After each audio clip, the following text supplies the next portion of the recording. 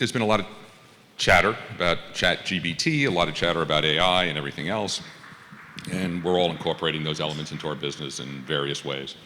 It also creates some interesting opportunities to build your own proprietary tech and data stacks.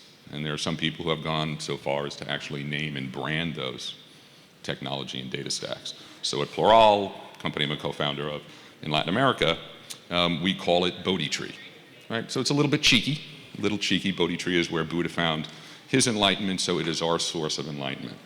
So our little icebreaker question here is, does your tech and data stack have a name? If so, what is it and why? And if not, what would you call it and why? So please, Martin, sure. Let's start. Well, we actually don't have a single name for it. So I had to start a discussion with the team. We started talking about it. It was a great question last night. And the name we came up with was Tigris. And I thought, there's the Euphrates River, and then there's the Tigris River. And between them, it creates the one of the original places of civilization and where humanity began. And so we don't really want to call ourselves the main river, but maybe the accompanying river to the story. I think of it as also applicable because a lot of the data flows and the things that we do in our company are related to remind us of a process or a flow or a stream of information. Got it. I like that. It's cool. Omar. Actually, we always thought about an assistant and building some kind of assistant that will help people in the future. And that's why we called Ava, because it actually stands for a virtual assistant. Just coincidentally, that's the vision we've had. We've never thought of it how it would manipulate, like how ChatGPT would come up. But that path and how the future's evolving is always something we thought of from the get-go. Thank you for that. All right, so let's now really get into it. If you guys can introduce yourselves, talk a little bit about your business. I think we're very fortunate to have you both up here. Providers of embedded finance solutions, consumer of embedded finance solutions. We could really get into both sides of that equation in an important way. So please, Martin, want to kick us off? All right. Yeah. So I'm a founder for over 25 years now. So been in the space for the last 10 or 12. I'm actually father of 4. Like to build things for technology-type products and solutions.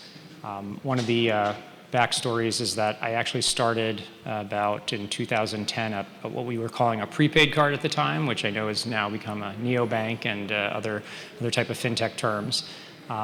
As part of that offering, we were adding on a credit and identity solution, allowing consumers to monitor their credit.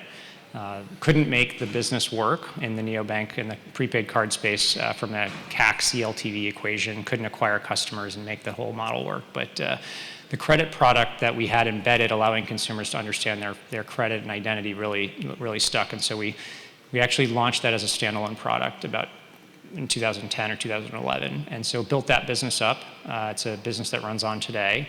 And just a typical founder story, we started a B2C business, and then about 10 years later, which took me a while, started a B2B business, and that was Array. We built Array from the idea that some of these embeddable products are pretty hard to create, and really want to help companies in the space make that easier. So typically the standard embedded finance story.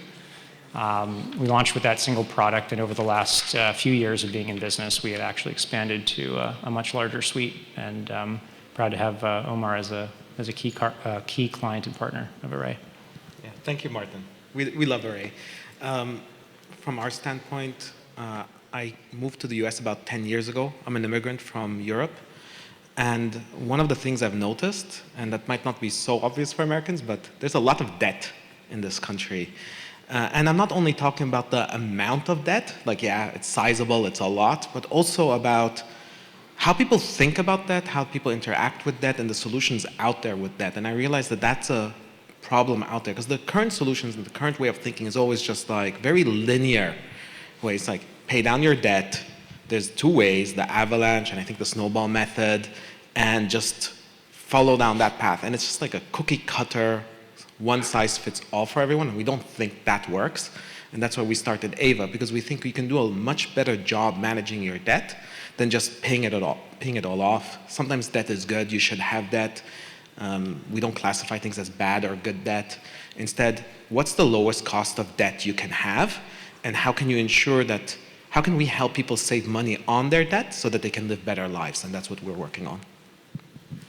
So, interesting concept. When fintech, one of the places where fintech started was in disaggregating banking products. People said, if we're going to build a financial services business today, would we build a bank model? Would we say, we're going to build a business that can serve consumers and small businesses, we're going to offer 50 products, we're going to build branches on every corner of every major city in the country? That's not the way we build it today. So a lot of fintech early on was about disaggregating and effectively fragmenting those products and really curating the ones that delivered the most value and solved the biggest problems with the ability to focus on them. What's interesting now is that fragmentation is actually creating a challenge for a number of incumbents in this space. All right? Hence the title of this session, Death by a Thousand Cuts. So what would be interesting for the audience to hear exactly is that fragmentation is a threat. How would you define that threat, and how are your solutions designed to address it? It's a great question and a great point about how the macro environment is evolving. I think, when we started in this space over 10 years ago, it was very clear when you had a competitor, they were coming right after your business. They tried to provide an exact solution that was maybe a little bit cheaper, a little bit better interest rates than yours, and it was very clear who you were competing with, and that would be, let's say, a fintech versus an incumbent. I think what we're seeing now is an ever complicated or even more complicated strategy where companies are building products that may end up competing with you, but you don't even realize what's happening. And so as an incumbent in the space or as a newcomer to the space, or if you're trying to disrupt the space, you have a lot of different angles to worry about at any given time. And so we think a lot about that at Array, how do companies in this space succeed and when. And then the other problem that I think is compounded by that, as you mentioned, is the consumer and the business that are actually using the product. They have now more than 10 apps that, on average, that they use just to understand their finance, and it just gets more and more complicated. So it's harder and harder to create a holistic solution because you have the competing forces trying to win each of your customers from different angles. And you may not even realize it. And then you have, of course, your direct competitors. So it's a tough space. It's a big battle, and we spend a lot of time thinking about how to best equip companies to win that. Martin is right on that. I'm just going to add a little point on it, which is, I think a lot of the solutions that are coming up these days are very much point solutions or features or products, and not real solutions to people's problems or end-to-end solutions. And I think that just exaggerates the problem even further. At the end of the day, I think if we want to stand out and build products that succeed, we've got to take a step back, understand the problems that people are facing, and then build solutions for those problems. And because what happens many times is we look and we say, okay, there's a pain point that the consumer is feeling, and then we end up building a product just for that pain point, and it might solve that pain point. But what it often also does is creates other downstream negative effects and other problems, and we put the onus on the end user to go and find, okay, to tie in 7 or 10 different apps together to actually solve their end problem at the end of the day. So that's the biggest problem we're seeing right now. And so how would you define the solution that you're each bringing? You're each bringing, you actually do business together, you are a client. So you might have slightly different perspectives on this, but I think it's important to talk about the solutions that you're delivering and how you came to them. So I think from our perspective, we really took a deep look at what we were good at, what we had as an advantage when we started the business, and what we actually, in some ways I call what's your natural area of focus? What are you going to actually focus your energy on? And then where does that overlap with what a client or a partner may need, but is not necessarily their area of focus? And so we actually very carefully pick our product and feature roadmap that we provide our partners to really align, hey, we can build this for you so you don't have to. And I think that enablement is how we approach that market. And of course, we have to be thoughtful about not going too wide or too narrow. But that's always the ever startup debate. For us as a consumer fintech app, what we always do is take a step back and really try to understand who's the segment that you're targeting and what's the problem that they are facing. And then build a product that solves that problem end to end. And usually what we've noticed, and our fundamental belief here is, well, if you're solving a problem that people are experiencing end to end, there's a massive opportunity there. And if you're the most effective app and the fastest app at solving that particular problem, you're going to win. So that's the lens that we always approach things with. So as an example, at Ava, our job and our goal is to help lower the cost of debt for people. Not just give them a card or give them a loan or something else. No, the full end-to-end solution. And that forces us to think in a slightly different way that causes the product to be, like there's nuanced differences in the way you build those products. And those small nuanced differences actually make a big difference to the end consumer and how you end up building those products. And that would be my advice. I think one of the things that you're talking about, which we care deeply about, is making your relationship with your customer really meaningful. Exactly. And high trust and very deep. And I think that a lot of times with these very transactional approaches to competition, you can just jump in and win revenue or win a customer. But then what, right? And if you really take a step back and think about how do I actually deepen my relationship with that customer, so when it's time for X, Y, or Z, they think of our brand, and I think that's super important to everyone we work with. Hands down, like I'll give an example. A lot of our competitors decided to just go off and build everything as on the web, as a web flow. We've decided never to do that. We've decided we're going to be app first. Why is that? Because we care about the relationship with the user. We want the user to come back to us on a multitude of things, and we want to build a brand and trust with them. Trust is the key word here. So that when another situation arises, as Martin suggested, we are well positioned to actually answer and solve that problem. That's an example with a nuanced, a different way that we think about things versus just others. It's not just about CAC. It's about how can we build a long-term relationship with the consumer in solving their end-to-end problem that they're experiencing. So I just want to mention there should be a QR code. If folks have any questions at the end, if you download the QR code real quick, it'll pop up on the screen. We'll be able to get to those questions. We'll leave a few minutes for that. So we like what we're hearing so far. Sounds great. If you were to, Martin, if you were to pitch, if we had, 10 potential customers out in the audience right now and you were to pitch to them, what would be the pitch specifically? This sounds great. I need to learn a little bit more. I'm thinking about maybe even building it myself. Why is that a crazy idea? Yeah, and great question. We have a great team that helps me with this. I'm not sometimes the best person to pitch, but the way I think about it is I want to understand what our potential partner and client is looking for. So sometimes, and this is sort of part of the macro, when we talk to a customer, they're really interested in, I have customers, I need to keep them engaged. And so it's really like, how do I keep them coming back to our application, to our product, to our service, to our financial product? And so Array provides solutions in the embedded space to help bring those consumers back and keep their attention and keep them away from other apps, if you will, and provide solutions to those customers. More recently, I would say we've seen in the market more of a push towards non-interest income. I want to drive revenue. I want to cross-sell. And obviously, that's probably a factor of just the ebb and flow of the economy, but we're seeing more of that now. So as we talk about the products that we talk about now, some of our clients give them away for free.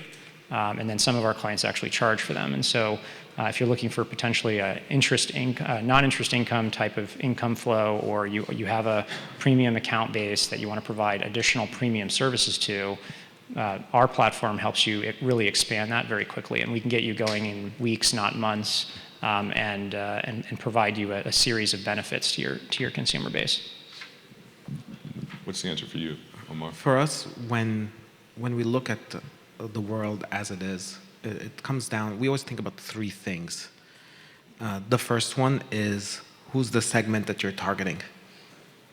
And when we talk about segment, I just want to be very clear. I don't necessarily mean, hey, what's their income, what's their credit score bracket. Yeah, that's one way of segmenting users. We look more at the behavioral way that people, the consumers' behaviors, and we segment that way. Because at the end of the day, you may have built solution A for problem Y, but I don't think that actually solves the problem unless you factor in the behavior of the consumer, because you might build a solution that works well for one behavior type but not for another. And understanding that is really key that I think a lot of people miss. The second way for us is, it's come up a lot, is unit economics. We always focus on driving and having really strong unit economics. And third is what Martin alludes to, this ability to expand ARPU. And that's where we find embedded finance really helps us, where we leverage Array to be able to drive up more ARPU. As an example, we increased our ARPU by 50% in the last 6 months. And we do that by expanding more feature sets. Now, I would just caution that, again, it comes down to solving the problem that consumers are facing. I wouldn't just tag on anything that you can get. It should fit within the holistic solution that you're building, and you should adapt it so that it fits to what people, to truly solve people's problems, but it expedites everything a lot faster. And so that's how we view things. Thank you for that. So we have a couple of questions that have popped up on the screen. We have about 3 minutes left. So up to you guys. You got some choices here. Martin, why don't you pick first? I got to see one with your name on it, Omar. I don't know. But I can't read that one. It's like, how do you sort real problems from fake problems? This one's tough. I think that you have to really pick a lane in some cases with Array. So like we sell to a company and then they have a consumer as a user. And so sometimes we have to decide like who is even the end user of our product. Is it a company or is it the end consumer? And so that's the first thing that we think about. And then beyond that, we really typically try to get really aligned to our client, our partner in this, and see what it is that they're trying to achieve and what their goals are. And basically align to that and then use that as our North Star. And then because our products are all usage-based and it's not like a platform that you pay for access to, but rather you're actually paying for the usage. Our business model is actually by nature aligned to our customers, because if the customer user doesn't use our product, then we don't make as much money and so on. So we feel like the alignment is really good and a way to solve that problem, and then also just talking to your customers like any good product management team. Omar, can you see that question? I'll read it to you. Now it's gone. Oh. Somebody had asked a question there's about credit and credit building, I think it was. Whoever asked that question, can you just call it out? Omar, credit scoring is key, but most consumers with a low score are not financially educated. Your product requires a long-term relation. How do you market? Well, we do the standard things where we sometimes market on Facebook and a lot of the different social media platforms, but that's not where we see most of our growth.